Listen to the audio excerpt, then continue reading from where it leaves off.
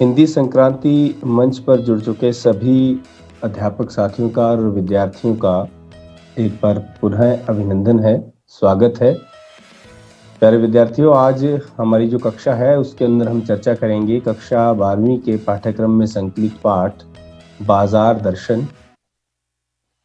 सबसे पहले हम बात कर रहे हैं कि जो बाजार दर्शन है ये जैनेंद्र कुमार जी द्वारा लिखा गया एक निबंध है। तो आपको सबसे पहले जो जानने की जरूरत है इसकी विधा क्या है, क्योंकि सामान्यतः यह प्रश्न आपको परीक्षा में पूछा जाता है कि जो ये पाठ है बाजार दर्शन इसकी विधा क्या है। तो आपने इस बात का ध्यान रखना है, जो इसकी विधा है वो है निबंध। तो अगर सबसे पहला जो आपको प्रश्न आएगा परीक्षा के अंदर वो प्रश्न आएगा व्याख्या से संबंधित।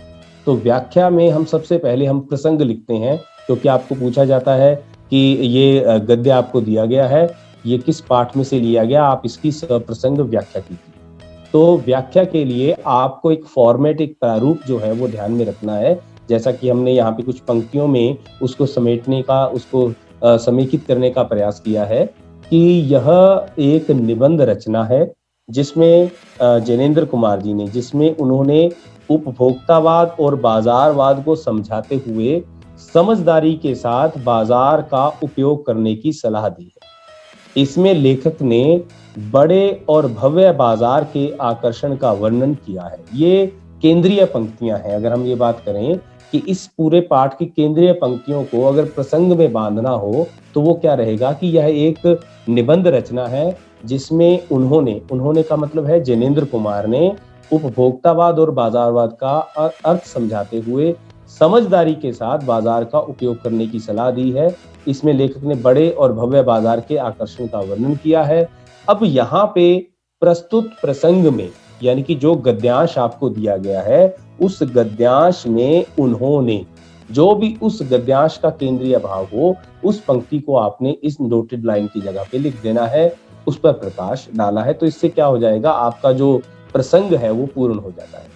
तो अब हम यहाँ पर जो क्रमानुसार जो इसमें से इस पाठ के प्रमुख गद्य हैं, जो गद्यांश हैं, हम उनके बारे में बात करते हुए चलेंगे। उनके बात को करते करते, चर्चा करते समय हम उसके अंदर जो प्रमुख प्रश्न हैं उनको भी साथ में उठाते चलेंगे, ताकि आपको वो प्रश्न के रूप में आए, चाहे वो आपको उसकी व्याख्या के रूप में आए, वो आपको स्पष्ट हो सके। तो सबसे पहले इस पाठ के अंदर जो प्रमुख गद्य है वो गद्यांश है, वो पहला गद्यांश है जिसकी पंक्तियां इस प्रकार हैं। लेकिन ऊंचे बाजार का आमंत्रण मूक होता है और उसमें चाह जगती है।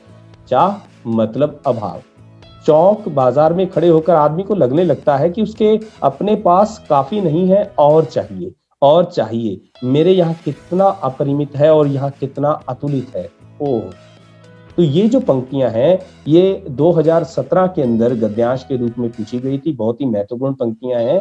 तो इस गद्यांश के अंतर्गत लेखक यह स्पष्ट करता है कि जो सामान्य बाजार होता है और एक ऊंचा बाजार होता है, यानी यहाँ पे दो तरह की बाजार की बात की है। सामान्य बाजार और ऊंचा बाजार का मतलब है कि एक ऐसी मार्केट, एक ऐसा बाजार जो आकर्षण से भरा हो। तो उस आकर्षण से भरे बाजार के अंदर क्या होता है, उसका जो इन्विटेशन होता है, जो उसका आमंत्रण होता है वो मौन होता है। इससे उपभोक्ता का अर्थ होता है जो वस्तु का उपभोग करेगा। उपभोक्ता के मन में जो बाजार के अंदर सजी धजी वस्तुएं रखी हुई हैं उनको देखकर अट्रैक्शन पैदा हो जाता है, लगाव पैदा हो जाता है, चाह उत्पन्न हो जाती है। उसको ऐसा लगता है कि मेरे पास इस वस्तु की कमी है, अर्थात उसको ऐसा लगने लगता है कि मेरे पास जो भी चीजें हैं वो पर्याप्त नहीं है और मेरे पास और होना चाहिए। और जब और की चाह बढ़ती है, और की इच्छा बढ़ती है, तो वो क्या हो जाता है, उसकी ओर आकर्षित हो जाता है, उसका आकर्षण बढ़ जाता है। उसको ऐसा लगता है कि जो मेरे पास है वो तो परिमित है, परिमित का मतलब है सीमित है, और जो बाजार के अंदर रखा हुआ है वो अतुलित है। अतुलित का अर्थ है जिसकी तुलना नहीं की जा सकती, और उसके मन में आह पैदा होती है। तो यहाँ पर लेखक यह स्पष्ट करना चाहता है कि बड़ा और जो भव्य बाजार है उसका आकर्षण क्या करता है, मनुष्य के मन में, आम ग्राहक के मन में, उपभोक्ता के मन में एक चाह पैदा करता है कि उसके पास इससे बढ़कर भी कुछ होना चाहिए। अगली महत्वपूर्ण पंक्तियां जो इस गद्य पाठ में शामिल हैं। बाजार में एक जादू है, वह जादू आंख की राह काम करता है। वह रूप का जादू है, पर जैसे चुंबक का जादू लोहे पर ही चलता है, वैसे ही जादू की भी मर्यादा है। जेब भरी हो और मन खाली हो, ऐसी हालत में जादू का असर खूब होता है। जेब खाली पर मन भरा ना हो तो भी जादू चल जाए। मन खाली है तो बाजार की अनेकानेक चीजों का निमंत्रण उस तक पहुंच जाएगा। कहीं हुई उसकी वक्त जेब में भरी हो, तब तो फिर वह मन उसकी मानने वाला है कहाँ। अर्थात यहाँ पर लेखक यह स्पष्ट करता है कि जो बाजार है वो जादू का काम करता है। बाजार का यह जादू उसकी आंखों के रास्ते उसके मन में प्रवेश करता है, यानी कि बाजार का जो रूपाकर्षण है वो जादू के रूप में उसकी आंखों के माध्यम से उसके मन के ऊपर वार करता है। जैसे चुंबक जो होती है वो लोहे को खींचती है, चुंबक की यह विशेषता है कि वो लोहे को अपनी ओर खींचती है। उसी प्रकार बाजार के जादू की भी सीमा है, यह उसी व्यक्ति के ऊपर चलेगा जिसकी जेबें भरी हों। जेब भरी यानी कि जिसकी जेब में पैसा है, केवल उसी के ऊपर चलता है। जिसकी जेब में पैसा न हो उसके ऊपर ये जादू नहीं चलता। जेबें भरी हो और मन खाली हो, यानी कि मन के अंदर इच्छा हो खरीदने की और जेब में पैसा हो, तो वो अपने आप ही बाजार की ओर आकर्षित होता चला जाता है। इसका जादू जेब खाली होने पर तथा साथ ही मन के खाली होने पर भी चल जाता है। अब दूसरी बात देखिए जो महत्वपूर्ण बात है, जेब में चाहे पैसा ना हो लेकिन अगर मन के अंदर इच्छा है, मन खाली है, तब भी इसका जादू चल जाता है। जेब भरी हो, मन खाली हो, तब भी जादू चलेगा। जेब खाली है लेकिन मन भी खाली है, यानी मन के अंदर इच्छा है, तब भी इसका जादू चलेगा। या मन खाली होने का मतलब है कि व्यक्ति को ये ना पता हो कि बाजार से क्या चीज लेनी है और क्या चीज नहीं है, यानी कि केवल प्रोडक्ट को देखते, उत्पाद को देखकर ही उसका मन आकर्षित हो जाए, उसका लाभ या उसका औचित्य उसको नजर ना आए, लेकिन मन में उसकी इच्छा पैदा हो जाए, तब भी बाजार का जादू चल जाता है। यानी कि लेखक यहाँ पे ये कहना चाहते हैं कि आज बाजार के अंदर जितनी वस्तुएं भरी पड़ी हैं वो वस्तु व्यक्ति की आवश्यकता के अनुसार नहीं है।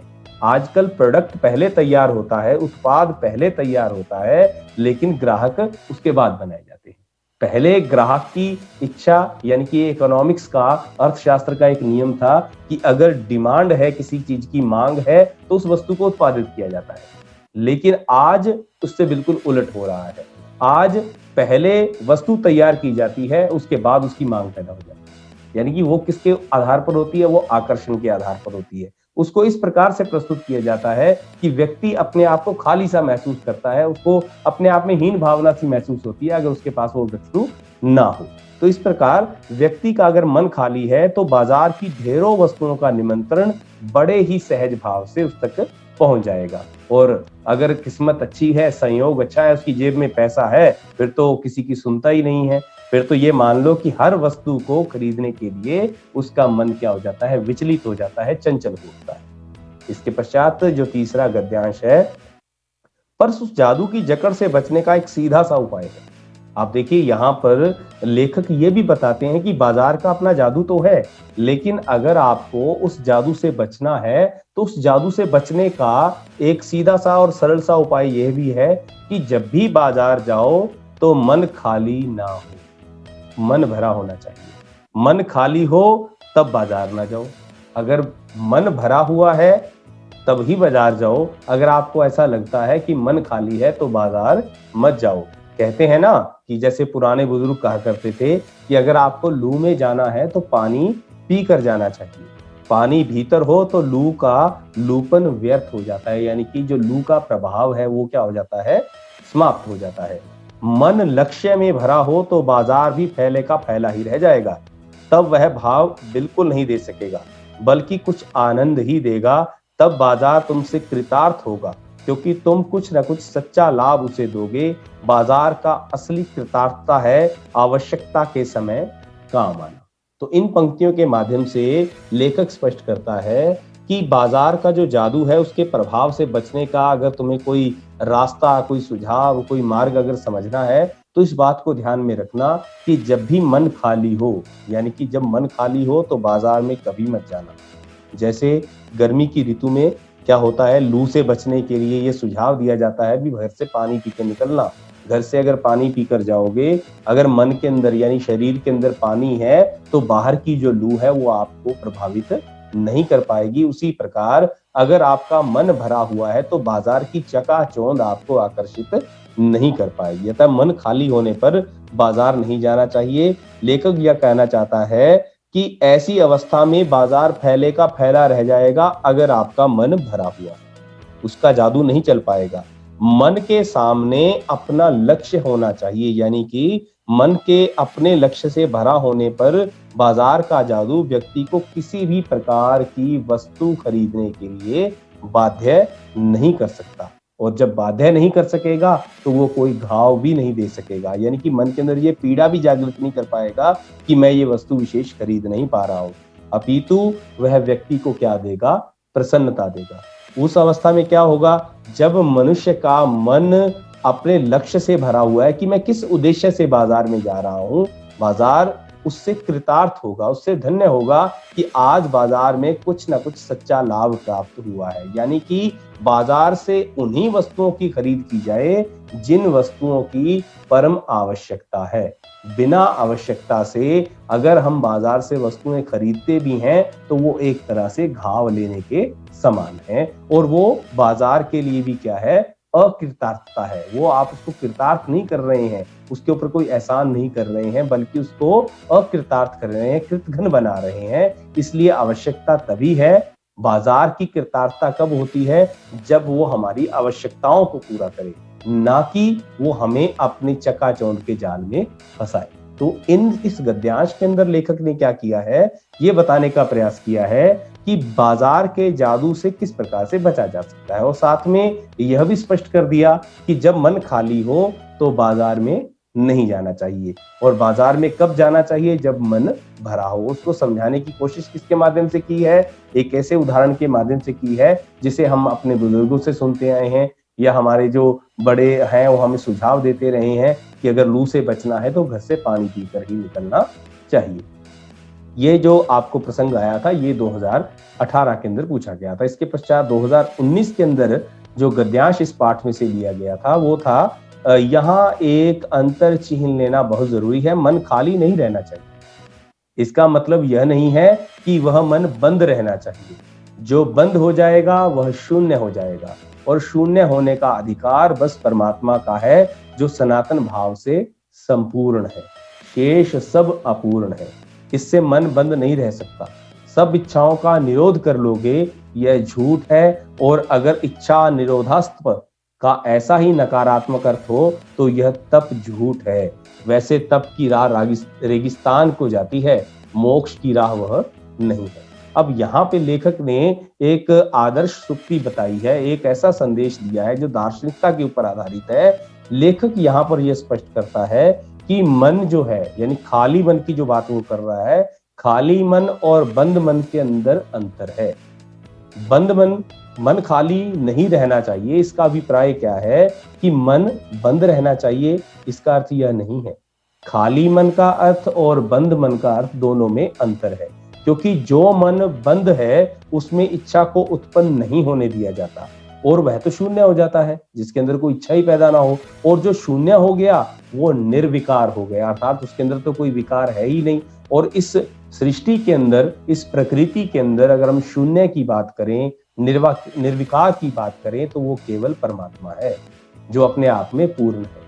यानी कि मनुष्य जो एक सामान्य मनुष्य है, अगर हम ये कहें कि वो बिना इच्छा के रह सकता है तो ये बिल्कुल सत्य नहीं है, क्योंकि केवल प्रकृति, केवल परमात्मा ही है जो शून्य में रह सकता है, जो निर्विकार है। उसके अतिरिक्त सब अपूर्ण है। मनुष्य कभी भी अपनी इच्छाओं को बंद करके जीवन व्यतीत नहीं कर सकता।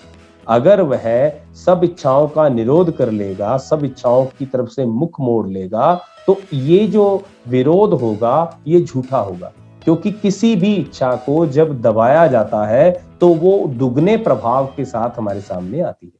जब किसी चीज को दबाव दिया जाता है, जैसे स्प्रिंग होता है, स्प्रिंग को अगर पूर्णतः दबाने की कोशिश की जाती है तो जब उसको जैसे ही थोड़ी सी ढील दी जाती है वो उसी आवेग के साथ क्या होता है?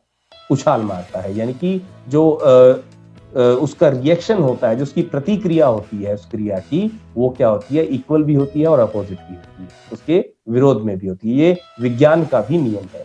तो यहाँ पर एक शास्त्रीय वाक्य के आधार पर वो कहते हैं कि इच्छा का निरोध करना ही तप है, ये कहा जाता है। आमतौर पे यह माना जाता है कि जो अपनी इच्छाओं का निरोध करेगा वो तप करेगा, लेकिन ये एक नकारात्मकता है, क्योंकि ऐसा तप रेगिस्तान की राह है। लेकिन वास्तविकता यह है कि जो मोक्ष होता है वो रेगिस्तान की राह नहीं है, वो सुंदर फुलवाड़ी की राह है। अर्थात यहाँ पे लेखक यह स्पष्ट करना चाहता है कि मनुष्य को कभी भी बलपूर्वक अपनी इच्छाओं का दमन करना नहीं चाहिए। अगर वो ये सोचता है कि अगर वो बलपूर्वक अपनी इच्छाओं को दबा लेगा, दमन कर लेगा और उसका मन खाली हो जाएगा, तो वो सत्य नहीं है, बल्कि मन को बंद या शून्य करने का जो प्रयास कर रहा है दबाव के साथ, वो कभी भी नहीं हो पाएगा। तो इसलिए उसको समझना जरूरी है कि खाली मन में और बंद मन में क्या अंतर है। यानी कि ऐसा तप भी लेखक के अनुसार झूठा तप है, जो दबाव और दमन या बलात् उसके साथ इसको जोड़ा जाता है। तो यहाँ पे लेखक ये स्पष्ट करते हैं कि हमें इस बात का ध्यान रखना है कि मन खाली नहीं रहने का अर्थ ये नहीं है कि मन को बंद कर लेना चाहिए। हमें समझ होनी चाहिए कि अगर हम बाजार में जा रहे हैं तो किन वस्तुओं की हमें जरूरत है, किन वस्तुओं की हमें अपेक्षा है, किसकी हमारे जीवन की अंदर महत्व है, हम उन वस्तुओं की ओर ध्यान दें और उसको अपनी आवश्यकता के अनुसार ही खरीदें। अर्थात अगर संक्षिप्त शब्दों में समझें तो यहाँ पर लेखक ये चाहता है कहना वो कि बाजार को अपनी इच्छाओं के अनुसार अपने ऊपर हावी नहीं होने दें। हमें अपनी जरूरतों के हिसाब से बाजार का जो समीकरण है वो बिठाना चाहिए। इसके पश्चात अगला जो गद्यांश है, पैसे की व्यंग्य शक्ति को सुनिए, वह दारुण है। मैं पैदल चल रहा हूं कि पास ही धूल उड़ाती निकल गई मोटर। वह क्या निकली, मेरे कलेजे को कौंधती एक कठिन व्यंग्य की लीक ही आर पार हो गई। जैसे किसी ने आंखों में उंगली देकर दिखा दिया हो कि देखो उसका नाम है मोटर और तुम उससे वंचित हो। यह मुझे अपनी ऐसी विडंबना मालूम होती है कि बस पूछिए नहीं। मैं सोचने को होता हूँ कि हाय, यही माँ बाप रह गए थे जिनके यहाँ मैं जन्म लेने को था। क्यों ना मैं मोटर वाले के यहाँ हुआ।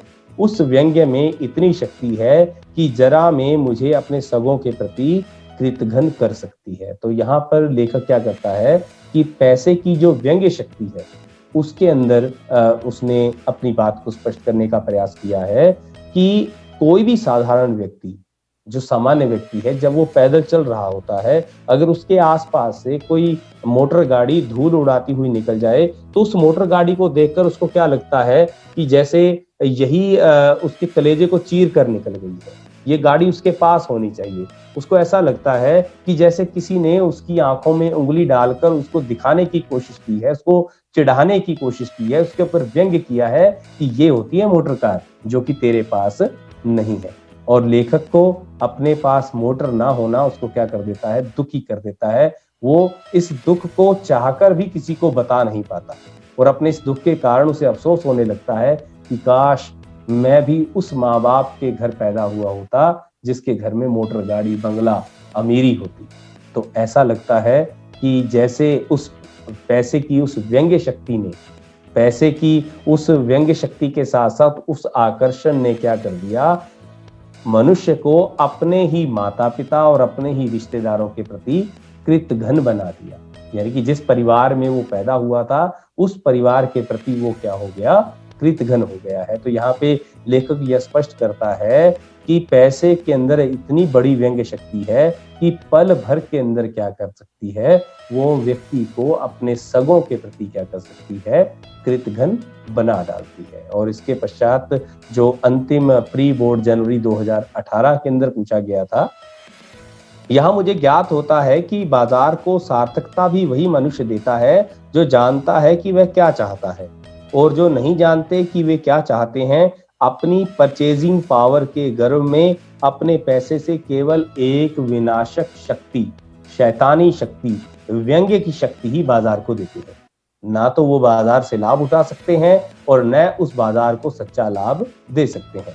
वो लोग बाजार का बाजारूपन बढ़ाते हैं, जिसका मतलब है कि कपट बढ़ाते हैं। कपट की बढ़ती का अर्थ है परस्पर सद्भाव की जो प्रवृत्ति है उसका घटना।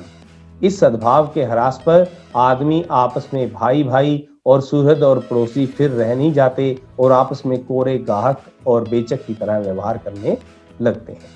अब यहाँ पर लेखक ने उपभोक्तावाद और बाजारवाद को समझाते हुए इस समझदारी का परिचय देने का यहाँ पर आह्वान किया है कि बाजार को अगर सार्थकता प्रदान की जानी है तो बाजार को सार्थकता कौन प्रदान करेगा?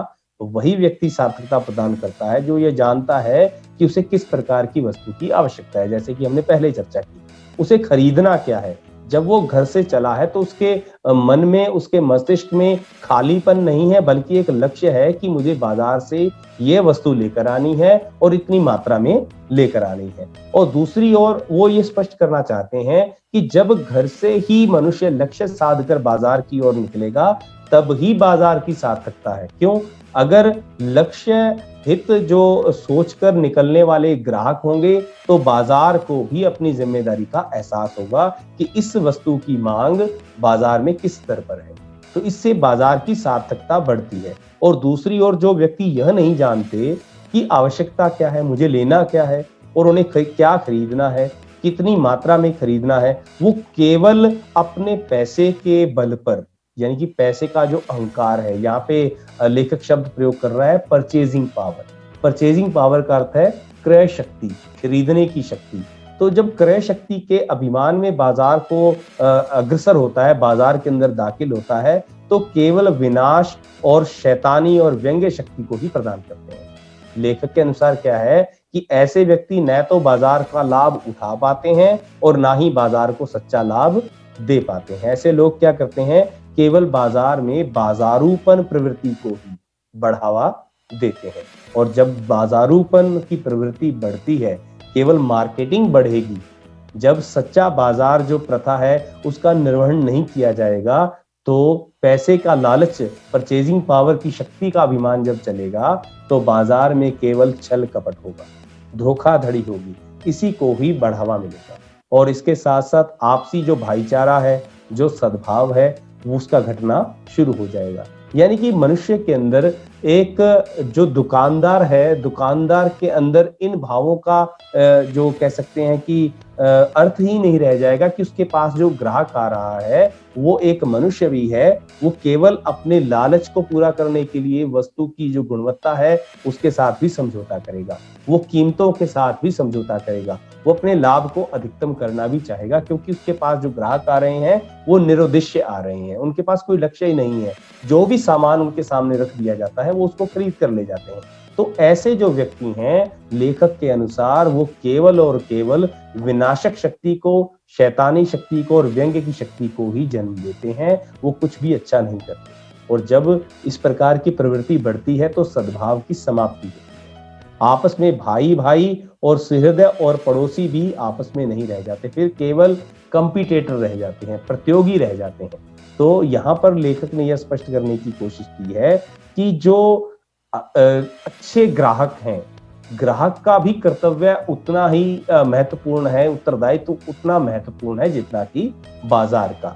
तो यहाँ पर ऐसे लोगों के बीच जो क्रेता और विक्रेता का जो संबंध है वो कोरा संबंध नहीं रहना चाहिए, बल्कि उसके अंदर इंसानियत का, मनुष्यता का संबंध भी बचा रहना चाहिए। इसके लिए यह आवश्यक है कि जब भी बाजार जाया जाए, लक्ष्यबद्ध होकर बाजार जाया जाए, खाली मन के साथ बाजार ना जाया जाए, बल्कि इस प्रवृत्ति के साथ बाजार जाया जाए कि बाजार का भी उद्देश्य पूर्ण हो और आपको भी अपनी अपेक्षा, अपनी आवश्यकता के अनुसार वस्तुएं मिल सके। तो ये प्रमुख गद्यांश थे जिसके माध्यम से लेखक उपभोक्तावाद और बाजारवाद की जो बात है हमारे सामने रखता है। और हमने यहाँ पर चर्चा की है उन 4 या 5 महत्वपूर्ण गद्यांशों की जो परीक्षाओं में पूछे जाते रहे हैं 2017 से 2020 तक। तो इसके पश्चात यहाँ पे कुछ जो प्रमुख गद्यांश आए हैं उनकी हम एक बार फिर सांकेतिक रूप से चर्चा कर लेते हैं कि जैसे यहाँ पर बात आई थी बाजार के जादू से बचने का उपाय। तो मन खाली होने पर बाजार ना जाया जाए, जैसे लू के मौसम में घर से पानी पीकर निकलते हैं, उसी प्रकार क्या है खाली मन को लेकर नहीं बल्कि भरे मन के साथ ही बाजार जाना चाहिए। उसके पश्चात एक पंक्ति आती है कि खाली मन और बंद मन में क्या अंतर है, तो इसको भी समझना जरूरी है। इच्छाओं का निरोध संभव नहीं होता, हम अपनी इच्छाओं का निरोध करके ही तप नहीं कर सकते। तो ये लेखक की मान्यता है, ये शास्त्रीय मान्यता हो सकती है कि ये तप है अगर आप इच्छाओं का निरोध करोगे, लेकिन वास्तव में ऐसा तप क्या होगा, वो झूठा तप होगा, झूठा दिखावा होगा। उसके बाद लेखक ने बात की थी पैसे की व्यंग्य शक्ति की। तो पैसे की जो व्यंग्य शक्ति है वो क्या कर सकती है, पल भर के अंदर क्या कर सकती है, अपने सगों के प्रति कृतघ्न बना सकती है, यानी कि उन्हें एहसान फरामोश बना सकती है। इच्छाओं के गुलाम इससे नहीं बच सकते। कौन नहीं बच सकता पैसे की व्यंग्य शक्ति से, तो जो लोग इच्छाओं के गुलाम हैं वो पैसे की व्यंग्य शक्ति से नहीं बच सकते। इसके बल पर क्या हो सकता है, परचेजिंग पावर के या पैसे की व्यंग्य शक्ति से, तो इसके बल पर अंधाधुंध खरीदारी करने वाले दुष्प्रभाव से ग्रसित रहते हैं। तो ये बड़ी महत्वपूर्ण पंक्तियां हैं कि पैसे की व्यंग्य शक्ति, इसका पहला प्रभाव अपने सगों के प्रति कृतघ्न बनाती है। कौन इससे नहीं बच सकता, जो इच्छाओं के गुलाम है वो इससे नहीं बच सकते। और इसका प्रभाव क्या, दुष्प्रभाव क्या पड़ता है, तो इसके बल पर अंधाधुंध खरीदारी करने वाले दुष्प्रभाव से ग्रसित रहते हैं। और इसके बाद इस पाठ के अंदर जो भाषा शैली, जो इसकी शिल्पगत विशेषताएं हैं, तो सबसे पहली जो विशेषता है वो है इसमें साहित्यिक खड़ी बोली का प्रयोग किया गया है, शब्दावली तत्सम भी है और तद्भव भी है, गुण प्रसाद गुण है, शैली आत्मकथात्मक है, लेखक आत्मकथात्मक रूप में भी इसको लिखता है, और विचारात्मक शैली है। और इसके साथ साथ जो वाक्य विन्यास है वो सहज है और सरल है, ये इसकी विशेषताएं हैं। तो इस प्रकार जो गद्यांश की व्याख्या संबंधी प्रश्न है उसका प्रसंग कैसे लिखना है उसकी चर्चा हमने की।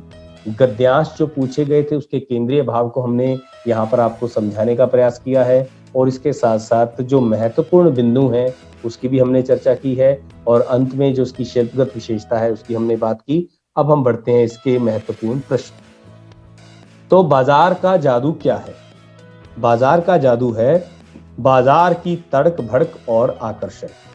तो ये इसका जो प्रश्न का उत्तर बनेगा। और ये किस रास्ते से प्रवेश करता है, तो ये आंख के रास्ते से जादू की तरह काम करता है। और असर कब करता है, जब जेब भरी होती है और मन खाली होता है, तब बाजार का जादू चलता है। तो आमतौर पे ये प्रश्न 2019 में भी पूछा गया था। तो महत्वपूर्ण प्रश्नों में हम इसको रख सकते हैं कि बाजार का जादू क्या है। तो बाजार की जो तड़क भड़क है, जो आकर्षण है, जो हमें खींचती है, वो बाजार का जादू है। बाजार का जादू आंख के रास्ते हमारे मन में प्रवेश करता है, जादू की तरह प्रवेश करता है।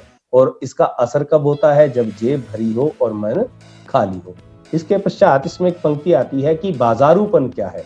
लेखक ने जैसे यहाँ पर बताया था ना, उसने चर्चा की थी कि जब पैसे की परचेजिंग पावर की बात वो करता है, वो कहता है कि जो लोग निरुद्देश्य रूप से बाजार में जाते हैं वो क्या करते हैं, बाजारूपन को बढ़ावा देते हैं। तो बाजारूपन का अर्थ क्या है, और इसी का विपरीत अगर हम कहें कि बाजार की बाजार होने में सार्थकता किस प्रकार होगी, तो ये दोनों प्रश्न एक दूसरे से मिलते जुलते हैं।